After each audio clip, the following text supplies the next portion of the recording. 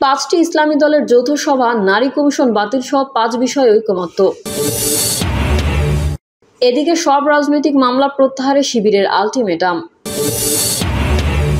জানাবো গণতান্ত্রিক অধিকার পুনরুদ্ধারে সবাইকে ঐক্যবদ্ধ থাকতে হবে বলছেন ফখরুল। বিএনপি জামায়াত সহ সকলকে দেশের স্বার্থে ঐক্যবদ্ধ থাকতে হবে বলছেন মির্জা আব্বাস। এবং সর্বশেষ জানাবো পাকিস্তানিদের বিশেষ ভিসা সুবিধা বাতিল দিল্লির, ভারত ছাড়ার নির্দেশ। এতক্ষণ শুনছিলেন সংবাদ শিরোনাম, এবারে বিস্তারিত। পাঁচটি ইসলামী দলের যৌথ সভা, নারী কমিশন বাতিল সহ 5 বিষয়ে ঐকমত্য। জাতীয় নির্বাচনে একক প্রার্থী দেওয়ার ব্যাপারে কৌশলগত ঐকমত্য পোষণ, নারী কমিশন বাতিল, ফ্যাসিস্টের বিচার ও প্রয়োজনীয় সংস্কার শেষে নির্বাচনের দাবি জানিয়েছে দেশের 5টি ইসলামী দল। ইসলামী আন্দোলন বাংলাদেশের কেন্দ্রীয় প্রচার ও দাওয়া সম্পাদক শেখ ফজলুল করিম মারুফ জানান, সভায় হৃদয়ত্বপূর্ণ পরিবেশে সমকালীন রাজনীতি নিয়ে বিস্তারিত আলাপ শেষে নিম্নোক্ত 5টি বিষয়ে একমত পোষণ করা হয়। সেগুলো হলো: 1 নম্বর, নির্বাচনে ইসলামপন্থীদের আসন ভিত্তিক একক প্রার্থী দেওয়ার বিষয়ে কৌশলগত আলোচনা এগিয়ে নেওয়া। নাম্বার 2, আধিপত্যবাদ ও সাম্রাজ্যবাদ মুক্ত একটি ইসলামী কল্যাণ রাষ্ট্র তৈরির ব্যাপারে ঐক্যবদ্ধ হওয়া, যাতে নতুন করে কোনো ফ্যাসিবাদ কোনোভাবে প্রতিষ্ঠিত না হতে পারে। নাম্বার 3, ফ্যাসিবাদী দল হিসেবে আওয়ামী লীগ ও গণহত্যার সঙ্গে জড়িতদের বিচার নিশ্চিত করা। নাম্বার 4, প্রয়োজনীয় মৌলিক সংস্কার শেষে যৌক্তিক সময়ের মধ্যে জাতীয় নির্বাচন অনুষ্ঠান করা। নাম্বার 5, নারী বিষয়ক সংস্কার কমিশন বাতিল করা। এদিকে সব রাজনৈতিক মামলা প্রত্যাহারে শিবিরের আলটিমেটাম। 24 জুলাই সংগঠিত আওয়ামী গণহত্যার বিচার, ফ্যাসিস্ট আমলে ইসলামী ছাত্র শিবির সহ সব রাজনৈতিক মামলা প্রত্যাহারের দাবি জানিয়েছে বাংলাদেশ ইসলামী ছাত্র শিবির। আগামী 3 সপ্তাহের মধ্যে জুলাই গণহত্যার বিচারের দৃশ্যমান অগ্রগতি, ছাত্র শিবির সহ সব রাজনৈতিক মামলা প্রত্যাহার করা না হলে ছাত্র জনতাকে সঙ্গে নিয়ে রাজপথে নেমে দাবি আদায় করার হুঁশিয়ারি উচ্চারণ করেছেন ছাত্র শিবির। ছাত্র জনতার বীরত্বগাথা সংগ্রামে প্রায় 2 সহস্রাধিক শহীদ এবং অগণিত আহত ও পঙ্গুত্ব বরণকারীদের রক্তের উপর ভিত্তি করে গঠিত হয় অন্তর্বর্তী সরকার। কিন্তু সেই গণহত্যার বিচার সম্পন্নকরণে আমরা অন্তর্বর্তী সরকারের উদাসীনতা লক্ষ্য করছি। অপরাধীদের বিপুল অর্থের বিনিময়ে মুক্তি প্রদান এবং পুনর্বাসনের চেষ্টাও চলছে নানা মহল থেকে। নেতৃবৃন্দ বলেন, বিগত 16 বছর ধরে ছাত্র শিবিরের ছিল ফ্যাসিস্ট সরকারের নির্মম নিপীড়নের লক্ষ্যবস্তু। নাগরিক অধিকার হরণ করে চাপিয়ে দেওয়া হয়েছে এক অঘোষিত নিষেধাজ্ঞা। হাজার হাজার মিথ্যা মামলা দিয়ে ছাত্র শিবিরের নেতাকর্মীদের ওপর চালিয়েছে অকথ্য নির্বাচন। ঘরোয়া প্রোগ্রাম, মসজিদ, এমনকি নামাজরত অবস্থায়ও তুলে নিয়ে গুম হত্যা করা হয়েছে। আওয়ামী ফ্যাসিবাদী আমলে 101 জনকে শহীদ, সহস্রাধিককে পঙ্গু এবং অসংখ্য নেতাকর্মীদের গুম করা হয়। বর্তমানেও 7 জন ভাই গুম অবস্থায় রয়েছেন। এখনো প্রায় 11,000-এরও অধিক মিথ্যা মামলা বলবৎ আছে ইসলামী ছাত্র শিবিরের নেতাকর্মীদের বিরুদ্ধে। গণতান্ত্রিক অধিকার পুনরুদ্ধারে সবাইকে ঐক্যবদ্ধ থাকতে হবে বলছেন ফখরুল। দেশের মানুষের গণতান্ত্রিক অধিকার পুনরুদ্ধারে সবাইকে ঐক্যবদ্ধ থাকতে হবে বলে জানিয়েছেন বিএনপির মহাসচিব মির্জা ফখরুল ইসলাম আলমগীর। তিনি দলের চেয়ারপারসন খালেদা জিয়ার দ্রুত সুস্থতা এবং ভারপ্রাপ্ত চেয়ারম্যান তারেক রহমানের দীর্ঘায়ু কামনা করেন। সভায় বিএনপির মহাসচিব বলেন, ড্যাব একটি গুরুত্বপূর্ণ অঙ্গ সংগঠন। দেশের সব মেডিকেল কলেজ ও হাসপাতালে ড্যাবকে আরও শক্তিশালী, সুশৃঙ্খল ও জনকল্যাণকর করে গড়ে তুলতে হবে।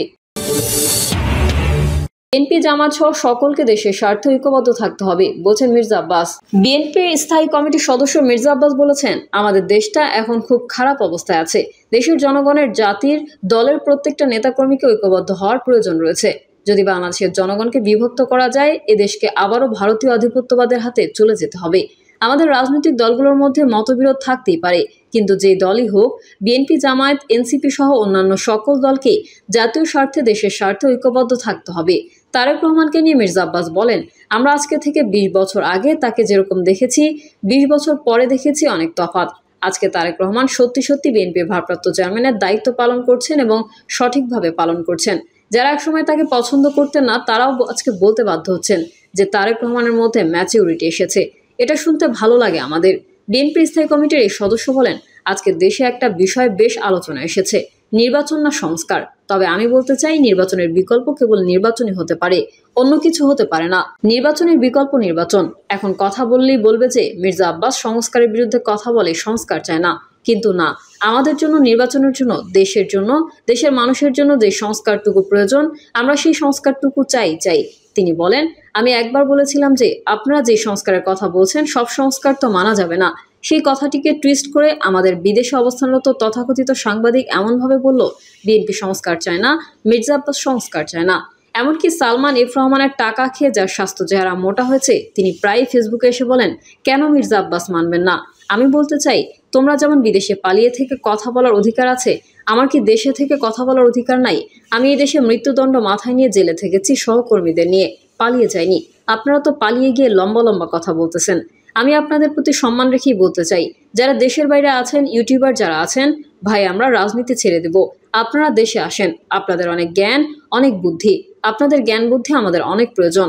আপনারা দয়া করে দেশে আসেন, বুদ্ধি দেন, কথা বলেন, কাজ করেন, মেনে নেব। মির্জা আব্বাস বলেন, এনসিপির একজন বলে ফেললেন এখন নির্বাচন করা সম্ভব না, কারণ প্রশাসনের সব জায়গায় বিএনপির লোক বসে আছে। আরে ভাই, 17 বছর আওয়ামী লীগ দেশ শাসন করলো, আপনি বিএনপির লোক পাইলেন কই? আমি বুঝলাম না। এই সমস্ত কথা নেহাতি বাচ্চাদের কথার মতো বলছে। তিনি বলেন, ইদানিং একটা গ্রুপ ফেসবুকে বলার চেষ্টা করছে যে বিএনপি আওয়ামী লীগকে পুনর্বাসনের চেষ্টা করছে। আরে ভাই, 17 বছর এদের যন্ত্রণায় পাগল হয়ে গেছি, পরিবার পরিজন সহ অশান্তিতে ভুগেছি। বিএনপির অনেকের পরিবার ধ্বংস হয়ে গেছে আওয়ামী লীগের অত্যাচারের কারণে। বরং আমি বলতে চাই, আওয়ামী লীগকে যারা দেশে পুনর্বাসিত করার চেষ্টা করবে, তাদের বিরুদ্ধে আমাদের সংগ্রাম অব্যাহত থাকবে। এই দেশে আওয়ামী লীগের অবস্থান থাকতে পারে না, এবং শেখ হাসিনা সহ আওয়ামী লীগের সব নেতাকর্মী সহ প্রশাসনের ব্যক্তিবর্গ, তাদের সবার বিচার হতে হবে। সোশ্যাল মিডিয়ার অ্যাক্টিভিস্টদেরকে উদ্দেশ্য করে তিনি বলেন, এদের কাজ হলো দেশের মধ্যে একটা অস্থিতিশীল পরিবেশ তৈরি করে রাখা। এদের থেকে আমাদের সাবধান থাকতে হবে। জাতির বিবেক এখনো অন্ধ হয়ে যায়নি। দু একজন লোকের কথায় সব শেষ হয়ে যায়নি, শেষ হয়ে যাবে না। ডক্টর ইউনূসকে উদ্দেশ্য করে মির্জা আব্বাস বলেন, কয়েকদিন আগে শফিউর রহমান নামে একজনকে নিয়োগ দেওয়া হয়েছে। এই তো আওয়ামী লীগের প্রোডাক্ট। আরও আওয়ামী লীগের প্রোডাক্ট কিন্তু আপনার ডানে বায়ে আছে। আপনি একটু ওদের কাছ থেকে সাবধানে থাকেন। সচিবালয়ের 4 জন সচিব, এর বাইরে আরেকজন সচিব পদমর্যাদায় রয়েছে। এই মোট 5 জন, এবং আপনার উপদেষ্টা পরিষদের কিছু লোক আপনাকে সঠিক রাস্তায় চলতে দেবে না। আপনার সারা জীবনের অর্জন কিন্তু এরা শেষ করে দেবে। আপনি দয়া করে এদের কাছ থেকে সাবধান থাকবেন। আমরা আপনার সম্মান রক্ষা করে দেশটাকে সুন্দর করতে চাই। আপনি সফল হলে দেশটা ভালো হবে। আপনার সফলতা আমরা চাই। আপনার সফলতার উপর নির্ভর করে আমাদের দেশের স্বাধীনতা ও সার্বভৌমত্ব। পাকিস্তানিদের বিশেষ ভিসা সুবিধা বাতিল দিল্লির, ভারত ছাড়ার নির্দেশ। ভারত নিয়ন্ত্রিত জম্মু কাশ্মীরের পেহেলগ্রামে সশস্ত্র হামলার জেরে পাকিস্তানিদের জন্য সার্ক ভিসা ছাড় প্রোগ্রাম বাতিল করেছে ভারত। ভারতের পররাষ্ট্র মন্ত্রণালয়ের সচিব বিক্রম মিস্ত্রি ভিসা প্রোগ্রাম বাতিলের ঘোষণা দিয়ে বলেছেন, সার্ক ভিসা ছাড় প্রোগ্রামের আওতায় পাকিস্তানি নাগরিকরা ভারতে প্রবেশ করতে পারবে না।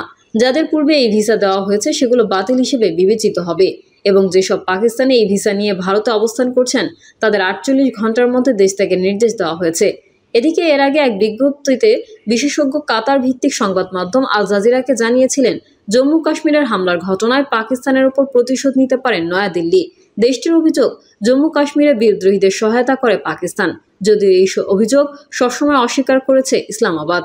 পাকিস্তানের উপর প্রতিশোধ নিতে পারে এমন কথা জানিয়েছে নয়াদিল্লি ভিত্তিক পর্যবেক্ষক সংস্থা সেন্টার ফর ল্যান্ড ওয়ারফেয়ার স্টাডিজের পরিচালক।